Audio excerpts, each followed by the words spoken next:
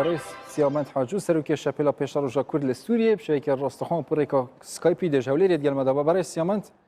افدمی تباش نکب درستایی از بیجم سیامند حاجو سروکی شپلا پیشتر روزا کرد لسوریه یانجی سروکی دورخستی. چاوا اون بیجن او معفی ویا بس از خوازن بدم خویا کرن کو. یعنی ما بجید ویت یاسایی با. از خواهک سروکی شپلا پیش روش بیدم او جوینا هاتیه کرن یا دستیا بلند یا شپلا پیش روش یا کرد لسوری ناورده بو از لی نحاضر بوم هوالی میکوبانی نحاضر بون و نری میکرسانه عراقی نحاضر بون اویک یاد دوا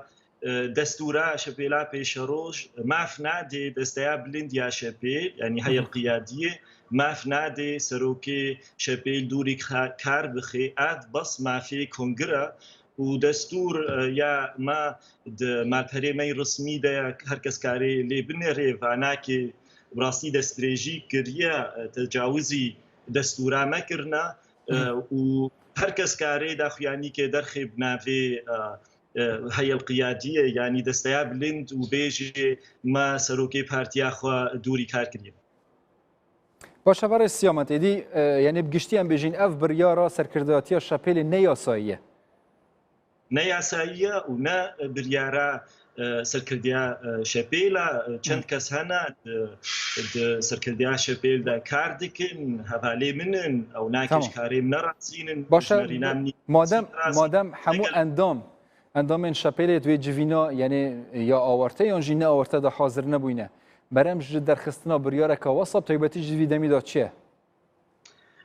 او گرک جنیزیک کنگره ما چه ببی و کسین هنه نخوازن کنگر حاضر ببین خیات که زانن کنگر ویتک بچن و جبر حتی ها نونره ما خیان نونره کنگر ورنا حاضر ببین گور دستورا شپیل هر هريمك وكل كرسانا عراقي كرسانا سوري الأوروبا نوناري خوا لهالبجيريش بوي كونغر حتى انها من أوروبا والكرسانا عراقي نوناري خوا هالبجارتنا وخيايا زانين جو سياستان وهفالي من كونغر دوي بهتر بن وناخوازن ورنا كونغر خواز سياد كي بارشبونكي بكن ازي فيتكم هفالي ها ورنا هشيخ ورن كونغر حاز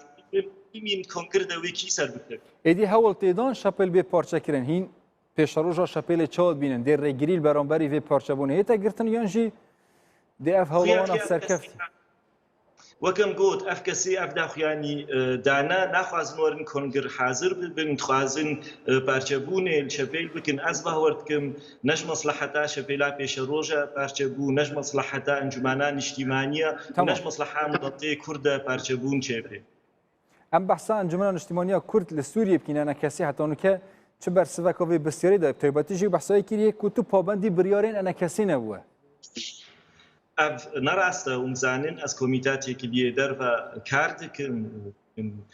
حتی انها دویواری دا از بهار کم کاری که سرکفتی کریه گله کی خدمات انجمنان اجتماعی میکریه و که اندام کی تکلیه کمیته تکلیه در و از نزانم کنگی دیجی بریاره انجمنان اجتماعی از در کتمام مهیویت کر زلال میکن اب حوالیها کنگی از دیجی بریاره انجمنان اجتماعی در کتمام. یعنی جبلی دور خستناته جوالیه سرکرداتی و وکی اوجد بیشن. چه بریاره کادید نوای جوینه دهات یکران؟ براستی وکی از بیشم از جوینه ده حاضر نبوما ده دخوازا جوینه که هات کرن از لی حاضر نبوم جبر من دخواش حوالی خوکر چند ساعته کی جوینه باش بخن جبر اش کردستانی ده هات براستی از حتی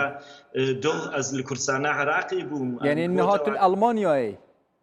از نهال المانیا ما از دوغ هاما المانیا و شبیدی ابریار هات استاندن بس وکم گوتی ابریار نروایا اندامی سروکاتیا انجمن یا شپیلا پیش روش نحاضر بون مگوتی نحاضر بون و از خوشی نحاضر بون. باشه برای سیامت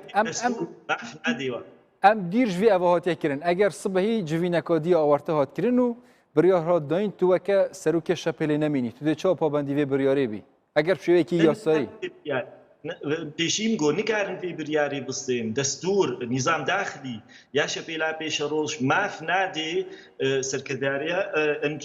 شەپێل ینی هەیە قیادیە ماف نادێدا گۆمدوری کار بخن ئاف بریارا کۆنگرە و ئەس حازرم کۆنگر کەنگی بێ ئەس حازرم هەرم تێدا حازر ببم و هەڤالیم حەساب مرە ببینن هەکە بەهۆریدەنە هەڤالیمنی کۆنگر حازر بن مشاشیتی کردە و ئەس گەرەکە دوور کار بکەم ئەزێ ئەس قبول دکم بەس ئاف نەڕەش مافنینە هەتا کنگرەی ئەمیش دێ ڕاستم زان چ بریارێ دەداین بەڕێز سیامەند حاجوو سەرۆکی شەپێلا پێشەڕۆژە کورد لە سووریێ این پڕیاسکەیپی ژە ئەڵمانیە دیالمەدا بوون زۆر سوپاس بووە. سەرچاوە.